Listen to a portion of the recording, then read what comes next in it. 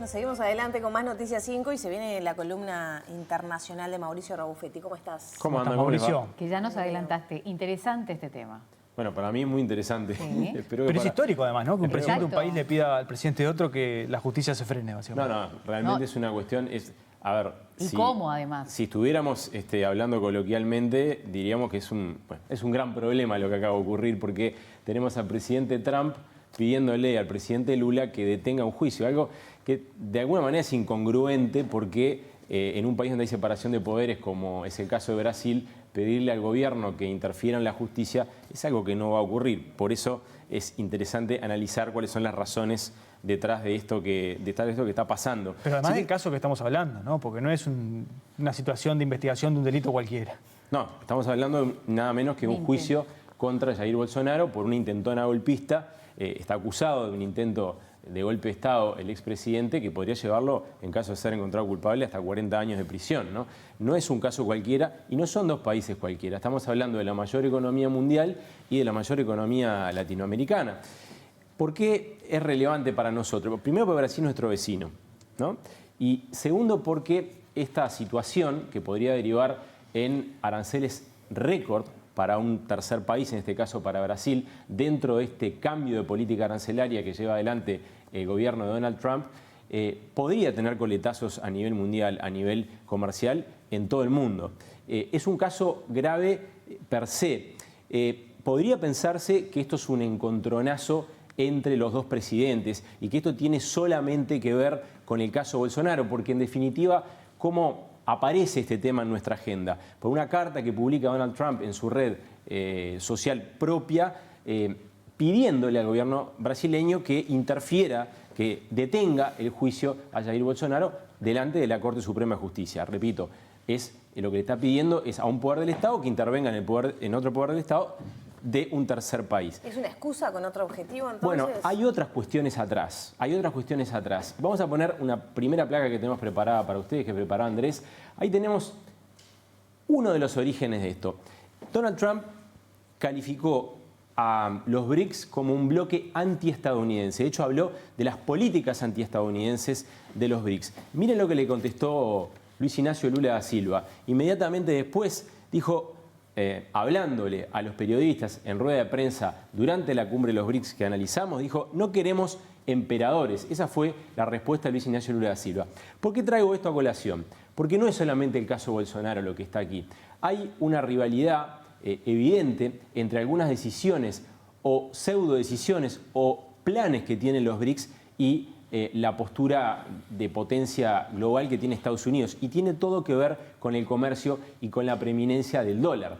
Los BRICS están intentando comerciar en sus monedas. Incluso hay un proyecto bastante difuso aún para crear a futuro una moneda de los BRICS. Estados Unidos se opone rotundamente a eso, Europa también, pero Estados Unidos se opone rotundamente a eso, y en esa rivalidad se da la situación de que Lula, como presidente rotativo de los BRICS, es quien tiene que salir a contestarle a Donald Trump, y se arma entonces todo este berenjenal entre dos presidentes con mucha experiencia, entre dos hombres que tienen cada uno su propia base de apoyo a la cual responden. En el caso de Trump, hacerle un guiño a Bolsonaro es también una señal a su base conservadora, y en el caso de Lula, bueno, Trump en definitiva le está haciendo un favor, ¿no?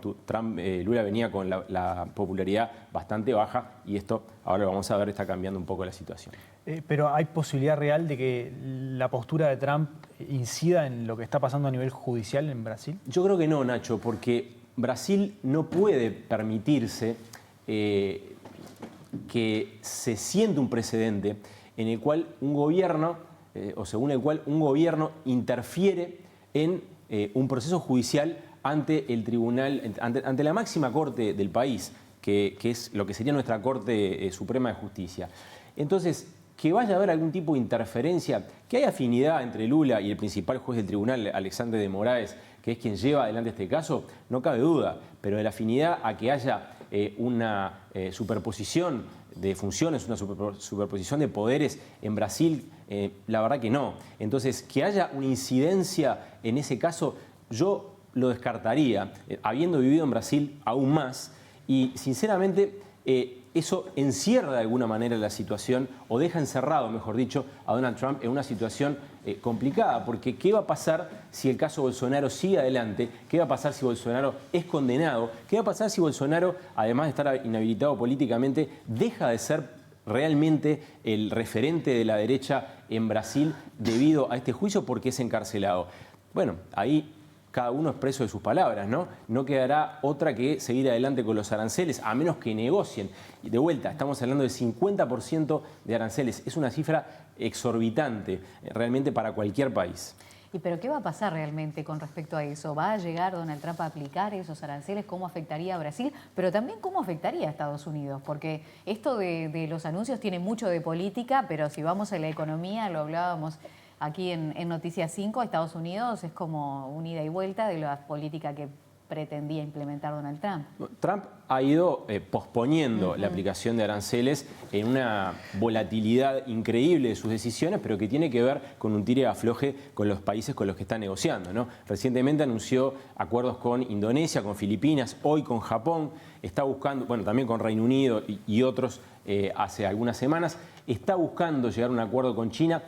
Brasil también va a tener que negociar, como todos los demás países que son blancos de estos aranceles. Mientras tanto, ponemos la próxima placa para poder mostrarles algo que es importante entender.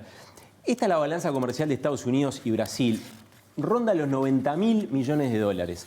Si ustedes se fijan ahí, la diferencia entre lo que va y viene, Brasil está en una posición muy interesante, diferente de la de otros países, porque Estados Unidos tiene una balanza comercial superavitaria con Brasil. No le puede reclamar a Brasil en ese sentido. Sí le puede reclamar a Brasil algunas de las medidas que tiene, porque sabido es que Brasil es un país que tiene medidas proteccionistas, como lo tienen muchas otras naciones, pero Brasil en particular históricamente lo ha tenido. Brasil tiene una diplomacia que negocia, por lo tanto va a intentar reducir esta posibilidad de aranceles. Pero estamos a 23 de julio y los aranceles se aplican el 1 de agosto y hay un juicio y está el problema de los BRICS que explicábamos. Es un cóctel bastante más complejo que el que se presenta para otros países donde la cuestión para Donald Trump es estrictamente comercial. El presidente norteamericano llevó este problema con Brasil, además del plano comercial, a un plano político y diplomático. Por lo tanto, lo complejizó. Y yo entiendo que vamos a hablar de esto varias veces en las próximas semanas. ¿Cómo es que esto le puede terminar redundando en popularidad a Luis Ignacio Lula da Silva, que tú decías venía con una aceptación bastante baja? Para decirlo rápido, Donald Trump le está haciendo la campaña, porque Luis Ignacio Lula da Silva se había planteado la posibilidad de ser candidato a sus casi 80 años el año que viene. Y bueno, a partir de esto, ¿qué es lo que hizo el gobierno brasileño? Bueno, ahí vemos en pantalla algunas de las tantas notas que Lula dio, pero también dio un discurso de la nación en el cual habló de soberanía. ¿Qué factor más fuerte, qué argumento más fuerte puede tener un presidente para amalgamar a los suyos que defender la soberanía de su país? Todo el discurso de Lula, todo el discurso en cadena nacional de Lula fue una respuesta a Donald Trump hablando de la soberanía brasileña. Por lo tanto, lo que ocurrió en las encuestas, que es que este presidente que está en niveles históricamente bajos para lo que es su popularidad habitual, ha tenido un incremento de popularidad a raíz precisamente de ese combate, de esas escaramuzas que ha tenido con Donald Trump. Así que, como les decía, de alguna manera Donald Trump encaminó, si se puede decir, la campaña futura de Luis Ignacio Lula da Silva. Trump puso en la mira al BRICS, que es la instancia de la que participó el presidente uruguayo invitado por Lula da Silva hace una semana o dos. ¿Esto puede generar consecuencias más allá de Brasil? Bueno, hay una amenaza latente del presidente norteamericano de que cualquier país que comercie con este bloque al que, repito, califica de antiestadounidense, podría enfrentarse a aranceles de 10%. No varía mucho sobre lo que ya teníamos sobre la mesa, pero quiere decir que hay un intento deliberado del presidente norteamericano por poner a los BRICS en una condición de rival de Estados Unidos. Así que, evidentemente, para nosotros es importante estar atentos. Y repito algo que dije la última vez, Uruguay no está intentando entrar a los BRICS. Por lo tanto, fue una participación como invitados. Nuestra cercanía mayor es con el único órgano institucional de los BRICS, que es un banco de desarrollo, un banco de fomento, y no con el bloque por sí mismo. Gracias, Mauricio. De nada.